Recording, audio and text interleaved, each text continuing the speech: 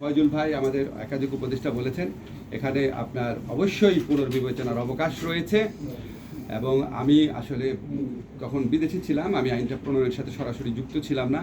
তো পরবর্তীকালে যখন আমি আইনটা দেখেছি, দেখার পর আমার কাছে মনে হয়েছে যে অবশ্যই এটা পুনর্বিবেচনার স্কোপ রয়েছে কিছু কিছু জায়গাতে। আমি শুধু একটা জিনিস আপনাকে বলতে পারি, সরকার কোনো অসৎ উদ্দেশ্যে আইনটা করে নাই। এখন অসৎ উদ্দেশ্যে আইন না করা হলেও কোনো কোনো আইনের মধ্যে এমন বিধান থাকতে পারে যেটা এই আইনের যারা সাবজেক্ট তাদের কাছে মনে হতে পারে যে তারা বিড়ম্বনা হয়রানির শিকার হতে পারে। সেটা আমরা স্বীকার করি যে এরকম সম্ভাবনা এই আইনের মধ্যে থাকতে পারে। এখন এই আইনটা দেখার জন্য আমি প্রথমে বলে রাখি, এটা জনপ্রশাসন মন্ত্রণালয়ের আইন। সবার মধ্যে একটা বিভ্রান্তি কাজ করে। যে কোনো অধ্যাদেশ আইন মন্ত্রণালয়ের মাধ্যমে জারি হয়, যে কোনো অধ্যাদেশ। সেটার মানে এটা না এটা আইন মন্ত্রণালয় করেছে, এবং আইন মন্ত্রণালয় এটার এক্সিকিউটিভ অথরিটিও না, এটা জনপ্রশাসন মন্ত্রণালয়ের আইন। এটা আপনারা একটু ক্লিয়ার থাকবেন।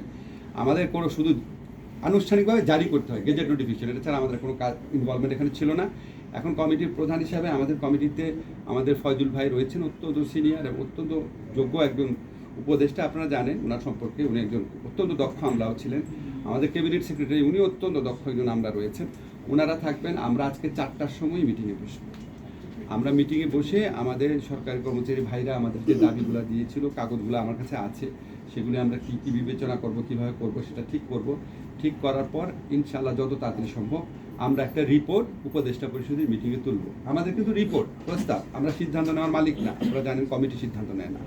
তো আমি আমাদের যারা সরকারি কর্মচারী ভাইরা আছে, ভাইদের কাছে একটু অনুরোধ করব, আপনারা যদি একটু ধৈর্য ধরে কর্মসূচি দেন ভালো হয়। দেখেন না, আমাদের কমিটির কাজ যদি পছন্দ না হয় তাহলে দেন, আপনারা আমাদের সাথে মিটিং করেন, কিন্তু সরকারি কাজে যেন ব্যাঘাত সৃষ্টি না হয় এটা যেন কাইন্ডলি লক্ষ্য রাখেন।